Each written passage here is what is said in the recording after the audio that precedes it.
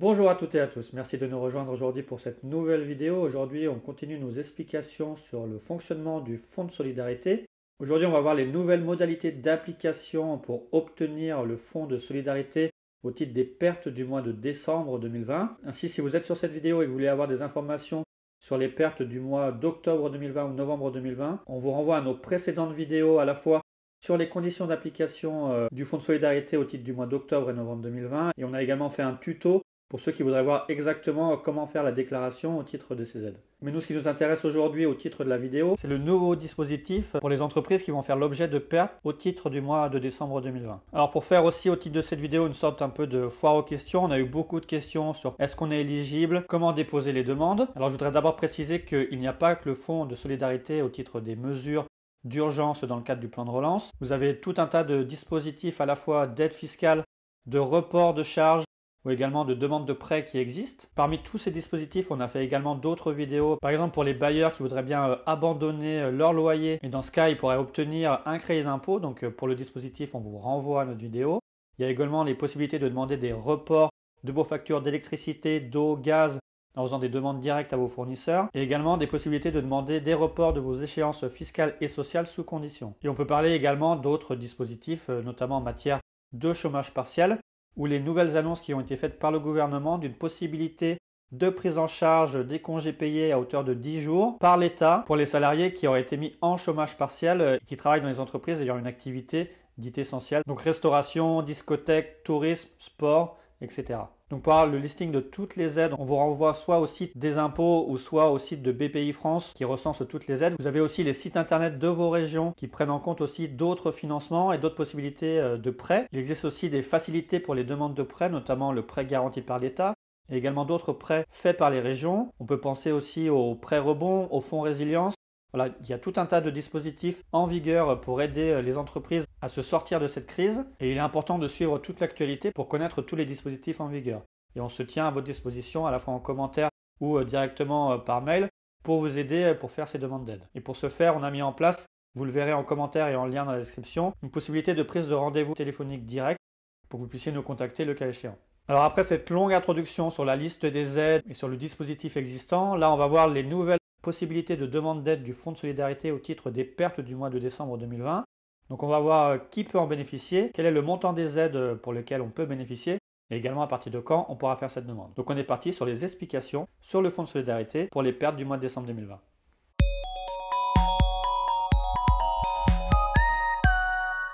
Alors on peut commencer la description des aides et pour savoir quel est le montant de l'aide. Alors comme pour les pertes au titre du mois d'octobre et de novembre, on va regarder les entreprises qui ont fait l'objet d'une interdiction au public sur le mois de décembre 2020 et les autres entreprises qui auraient simplement subi une perte de chiffre d'affaires. Donc on va commencer avec les entreprises qui ont fait l'objet d'une interdiction au public sur le mois de décembre 2020. Ces entreprises vont pouvoir bénéficier du Fonds de solidarité et là c'est une différence majeure, cette fois-ci quelle que soit leur taille. Et dans ce cas-là, elles vont pouvoir avoir une prise en compte de la perte de leur chiffre d'affaires en obtenant une aide dans la limite de 10 000 € ou alors obtenir une indemnisation à hauteur de 20% du chiffre d'affaires qui aurait été fait en 2019 mais dans une limite de 200 000 € par mois. Et il est indiqué dans ce cas que le chiffre d'affaires de référence qui pourrait être pris en compte, c'est soit le chiffre d'affaires du mois de décembre 2019 ou alors le chiffre d'affaires mensuel moyen constaté sur l'année 2019. Donc il est important de savoir que parfois c'est plus intéressant de regarder son chiffre d'affaires mensuel moyen afin de bénéficier d'une aide plus importante.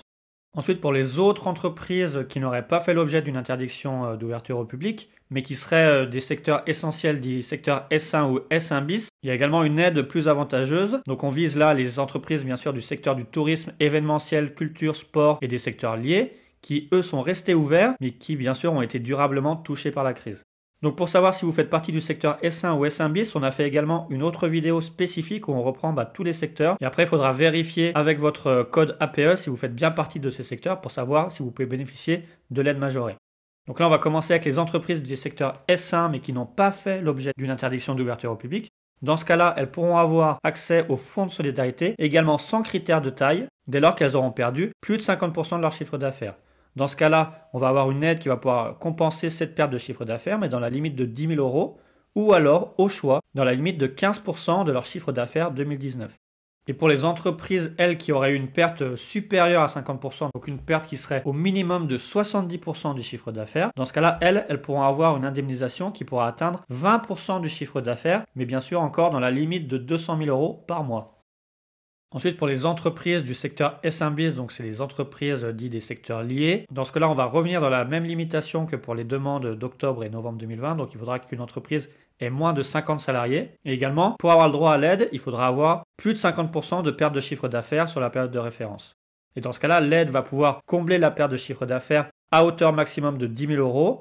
Mais par contre, il y a également une autre limite qui va être 10 000 €, mais dans la limite de 80% de la perte de leur chiffre d'affaires. Et là, pour les pertes du mois de décembre 2020, on va différencier par rapport à la date de début d'activité de la société. Donc si on a une entreprise qui a commencé son activité avant 2020, donc avant le 31 décembre 2019, dans ce cas-là, il faudra également pouvoir justifier pendant le premier confinement qu'il y a eu une perte d'au moins 80% du chiffre d'affaires, ou alors justifier avoir subi une perte de chiffre d'affaires d'au moins 80% au titre du mois de novembre 2020 par rapport au mois de novembre 2019.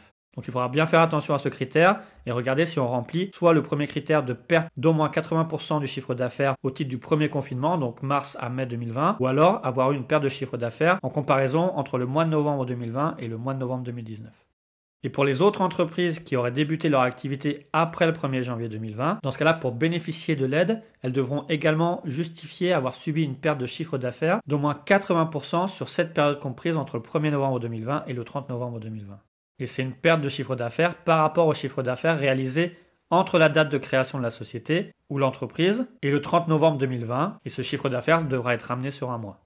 Alors on a vu pour les entreprises du secteur S1, S1 bis, les entreprises qui ont fait l'objet d'une interdiction d'ouverture au public, mais également, comme au titre du mois d'octobre et du mois de novembre, les autres sociétés peuvent demander, sous condition, le fonds de solidarité, même si elles ne font pas partie de ces secteurs. Dans ce cas-là, on nous a beaucoup posé la question. Il faut voir dans le menu déroulant sur le choix d'activité au tout début quand on remplit le formulaire de déclaration de demande de l'aide. À la toute fin, il y a marqué spécifiquement « Mon entreprise n'appartient pas au secteur S1 et S1 bis ». Donc au titre du mois de décembre 2020, toutes les entreprises pourront demander le fonds de solidarité si elles ont moins de 50 salariés et qu'elles ont constaté une perte de chiffre d'affaires d'au moins 50%. Mais dans ce cas-là, on n'est plus sur une aide de 10 000 €, mais on est sur une aide qui pourra aller jusqu'à hauteur de 1 500 €.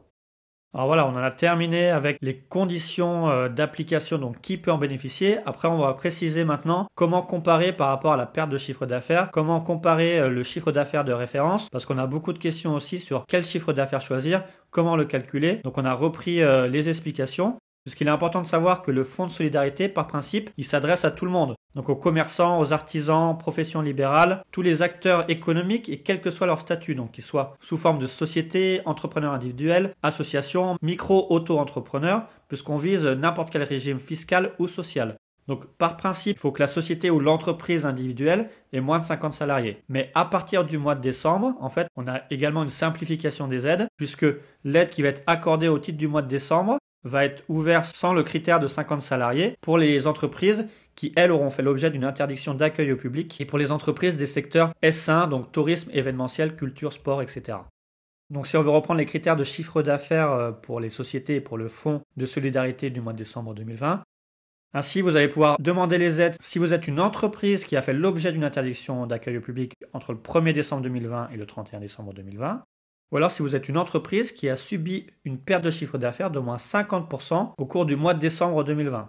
Et cette perte de chiffre d'affaires, elle va s'analyser en rapport avec le chiffre d'affaires de la période de référence, qui peut être soit le chiffre d'affaires du mois de décembre 2019, donc par rapport à la même période de l'année précédente, ou alors par rapport au chiffre d'affaires mensuel moyen de l'année 2019. Donc là, il faudra bien comparer qu'est-ce qui est le plus intéressant pour vous à déclarer, parce que parfois, notre chiffre d'affaires mensuel moyen peut être supérieur au chiffre d'affaires mensuel. Ensuite, il y a des dispositions particulières pour les entreprises qui ont été créées récemment. Donc à la fois pour les entreprises qui ont été créées entre le 1er juin 2019 et le 31 janvier 2020. Dans ce cas-là, vous allez pouvoir comparer votre perte de chiffre d'affaires par rapport au chiffre d'affaires mensuel moyen sur la période comprise entre la date de création de votre société et le 29 février 2020. Donc vous allez faire la totalité de votre chiffre d'affaires divisé par le nombre de mois entre la date de création et le 29 février 2020. Ensuite, pour les entreprises créées entre le 1er février 2020 et le 29 février 2020, dans ce cas-là, vous allez comparer votre perte de chiffre d'affaires par rapport au chiffre d'affaires réalisé en février 2020 et ramener là sur un mois. Et enfin, pour les entreprises qui ont été créées après le 1er mars 2020, Là, on va comparer la perte de chiffre d'affaires par rapport au chiffre d'affaires mensuel moyen réalisé entre le 1er juillet 2020 ou à défaut la date de création de l'entreprise et le 30 septembre 2020. Puisque par application, je tiens à l'avoir précisé, vous pouvez bénéficier par principe du fonds de solidarité à partir du moment où votre société ou l'entreprise a été créée avant le 30 septembre 2020. Et ce critère de création avant le 30 septembre 2020 est également un critère d'application pour les demandes au titre des pertes du mois d'octobre et des pertes du mois de novembre. Et pour préciser sur le dispositif, on vous invite à consulter régulièrement le site impôt.gouv et à consulter régulièrement les modalités d'application parce qu'elles peuvent être amenées à changer entre le moment où on fait la vidéo et le moment où vous pourrez déclarer et faire cette demande.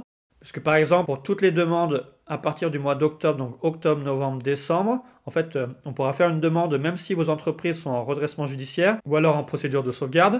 Vous pourrez également demander le fonds de solidarité si votre dirigeant est titulaire d'un contrat de travail à temps complet au premier jour du mois, mais sous réserve d'avoir au moins un salarié.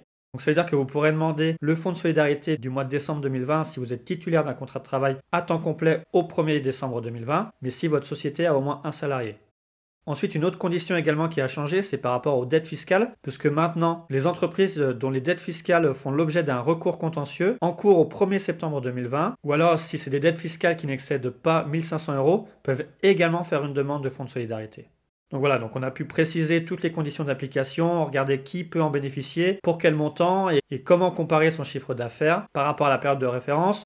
Pour terminer sur la demande en elle-même, on va refaire un tuto comme on a fait au titre des demandes du mois d'octobre et du mois de novembre. Il faut savoir que vous allez faire votre demande, si vous ne l'avez encore jamais fait, sur votre espace particulier impôt.gouv. On va vous demander de fournir les éléments, bien sûr, d'identification de la société, numéro SIREN, un SIRET, de fournir un RIB pour le paiement. Donc on va vous demander d'identifier si vous avez des salariés, de certifier sur l'honneur que les informations sont justes, et également de remplir les chiffres d'affaires pour le mois de décembre et le chiffre d'affaires du mois de référence.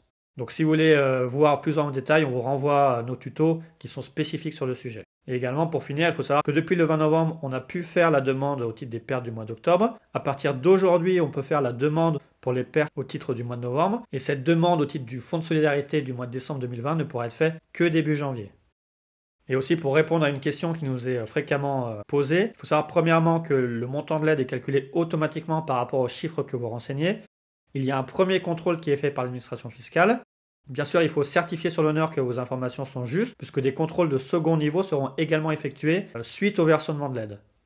Enfin, autre question qui nous est beaucoup remontée, notamment sur les délais, puisque certaines entreprises ne sont pas payées directement. Par principe, ça peut aller très vite, ça peut aller à 3 ou 4 jours pour certaines sociétés, mais on a pu s'apercevoir que d'autres sociétés, au bout d'une semaine, n'étaient toujours pas payées. Donc, il suffit de regarder dans votre messagerie sécurisée l'évolution de votre dossier et voir si c'est toujours marqué traitement en cours de votre demande, et à défaut, relancer votre service des impôts pour savoir ce qu'il en est. Dans tous les cas, vous serez averti des suites de la demande de l'aide, à la fois si elle a été acceptée ou refusée, puisque vous aurez un mail qui va vous dire exactement ce qu'il en est. Voilà, nous en avons terminé. Nous invitons à liker et à partager au plus grand nombre cette vidéo pour que tout le monde puisse bénéficier du fonds de solidarité et aussi connaître les autres aides qui existent dans le cadre du plan de relance et des mesures d'urgence de soutien lors de la crise Covid-19. Nous restons à votre disposition pour répondre à toutes vos questions en commentaire. Vous pouvez également nous contacter et prendre un rendez-vous téléphonique pour mettre en place une assistance dans ces déclarations et pour vous aider à obtenir toutes les aides.